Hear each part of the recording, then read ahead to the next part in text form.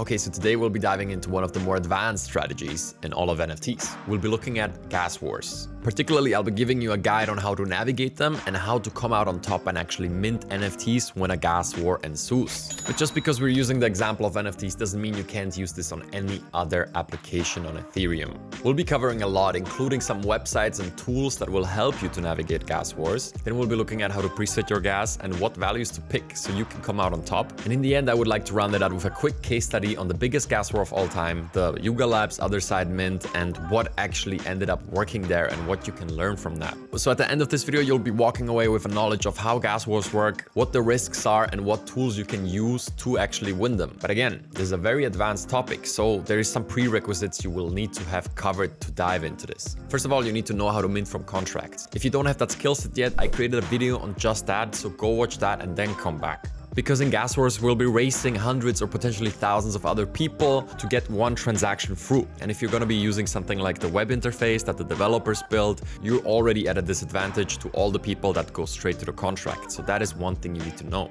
Secondly, you'll need a base layer understanding of how Ethereum gas works. Now, by no means do you need a comprehensive understanding of how every single part of Ethereum actually works, but we'll get into gas presets and concrete numbers soon here. And I won't be going over what the priority fee does, for example, because I covered that in other videos, and if you're looking at gas wars, honestly, you should already know that. And that's it. Now we can actually get into how to win gas wars and how to skip ahead of the line that forms on Ethereum blockchain if there happens to be a popular NFT mint. Because if there's only 1,000 NFTs, but 5,000 people are trying to buy 2 each, the people that use the following techniques and set their gas higher than everyone else are going to skip ahead of line and get them first. Alright, so the first useful tool here will be TX Street. Maybe you know this tool already. It's going to come in very handy while navigating gas wars. So a quick overview would be all these subway cars here are different blocks. These little South Park-like characters are various transactions. And you can completely ignore the right half of the screen as this is set to the Bitcoin blockchain and all we care about is Ethereum blockchain transaction gas wars. So very conveniently, you can actually see the different sources of these transactions. So a lot of them come from OpenSea, a lot of them come from Tether, and then you have smaller ones down the line here.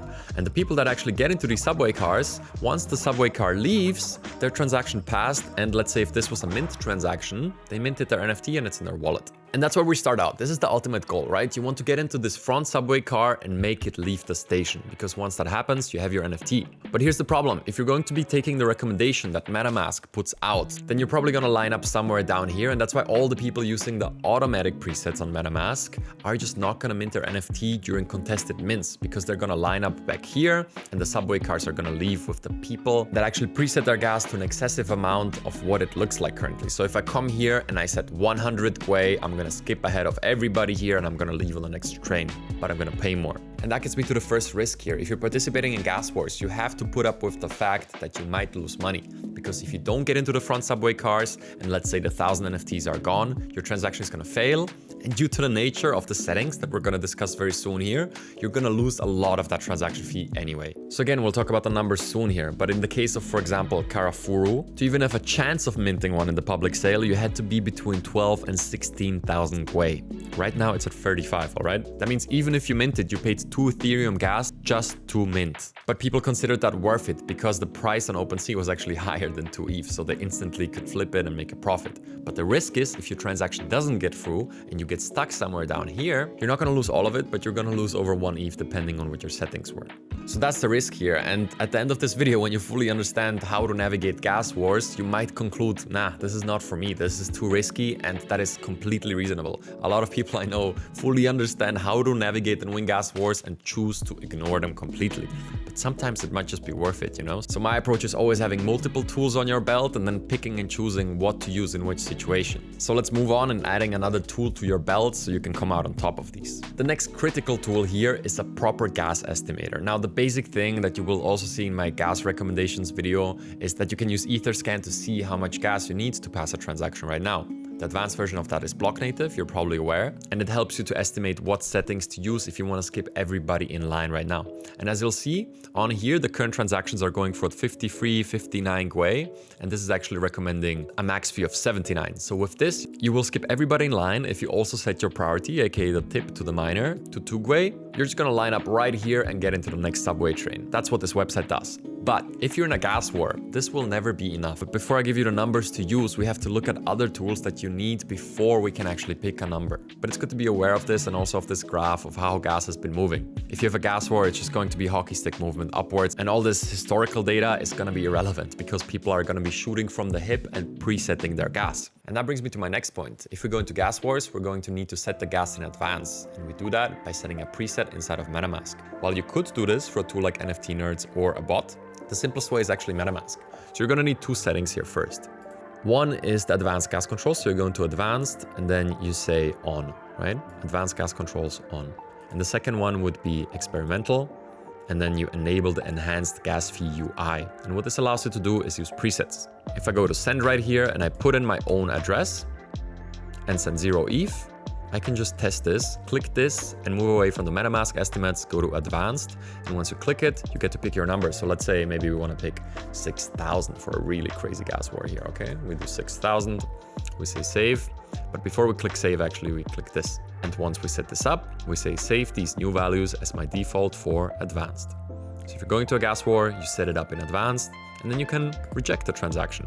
Because the next time you'll be sending a transaction through this MetaMask, voila, these settings have been saved and you're set up. So now that we have set up our gas and we know that we'll be trying to go directly to the contract and mint from there, it's all about picking the right number.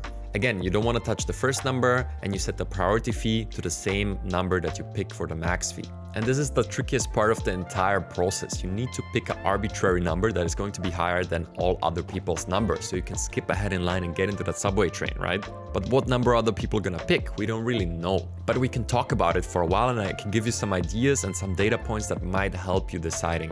This is really gonna vary from mint to mint, but let's get into this so you can make an educated estimate here. And let's start out by just looking at this graph here. I really like this. I got this from the anonymized Discord during a gas war. This is amazing data. Well, essentially we're looking at the GWEI prices, right? And keep in mind what I told you with mirroring your priority fee to your max fee.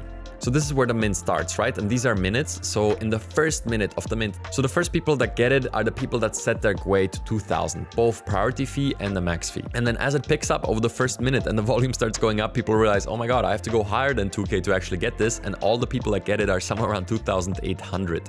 And you can see that all these priority fees are very close to the max fee. None of them are down here. So if you're gonna set your gas very high, but leave the priority at the preset of, let's say, 1.5, you have no chance against the people that set 2,500 priority up here. And as you can see, as the mint progresses, and this is actually a pretty typical pattern, as more people get in and more people realize, wow, I set it to 2K and it's not going through, they speed up the transaction once.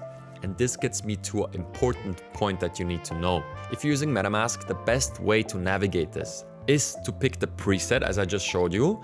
And then if you see the network activity and you see gas spiking and you're watching the contract and the pending transactions and you realize, wow, all the people that set it to 3,500 are getting through, then you can use the speed up once in MetaMask.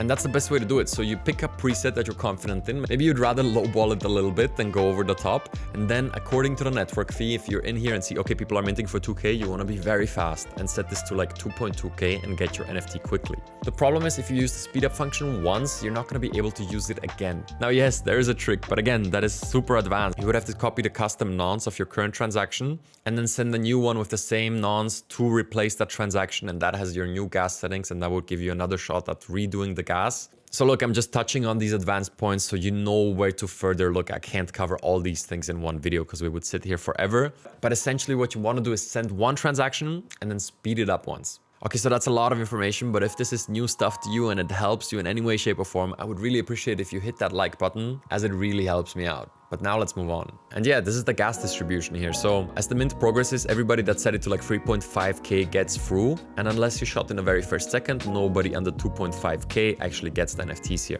Now, the beauty of all this data is it's all out there on the blockchain. So if you go to contested projects that actually had big gas wars, you can go into every single transaction. Or if you know a little bit of coding, you could actually plot something like this yourself. If you don't, it's no problem. Just go on Etherscan, open up a project that had a big gas war and look at the transactions that actually minted. you can open it up and you can look at the gas settings they use. And this is kind of the real alpha here. If you want to do this properly and if you want to be experienced in gas wars, well, first of all, you need to do your research like this and figure out these numbers yourself. Although I am going to give you further reference points in a second here, but you really need to dig in, and ideally you watch a gas war happening live. You look at the transactions that actually passed and got into the subway cars, right? And you kind of build your own data set in your head. You need to kind of evolve an intuition around this. Because once you do, you have a real shot at getting some of these contested mints, and that could just be so worth it. But again, in the learning process, you're probably gonna burn through some failed transactions because that's just how it is. And talking about failed transaction, let me talk about my last example to round this out here. Let's talk about the biggest gas war of all times here, I guess.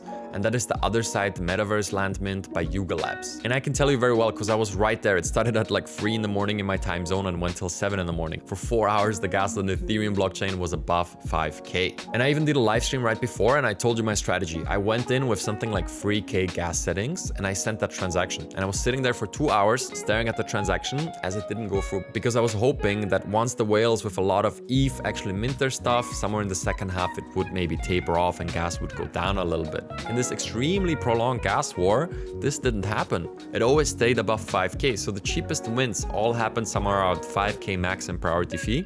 And the people that got it right away said something like 6.5, 6.8K. Those are the people that minted in the first minutes. And that brings me to the last thing that I want to share in this video, and that is how much you're actually going to pay for these gas fees. And there's no straight up answer, but there's a very accurate estimate I can give to you. So first of all, this is from the mint day of the Other Side. So this message says it all. Since we don't have an exact mint transaction to base gas limit off, this is an estimate of what gas will cost. So every contract is going to be a little different. It's going to be written differently. And also the integration on the website matters. But at the end of the day, it just varies what the developers set the gas limit to. And dependent on that number, this is going to vary slightly. But as you can see in the 2 models and 2 tables that I have right here, it's not that different. So for example, at 1,000 Gwei, you would pay 0.24 ETH, whatever that might be in dollars at that time.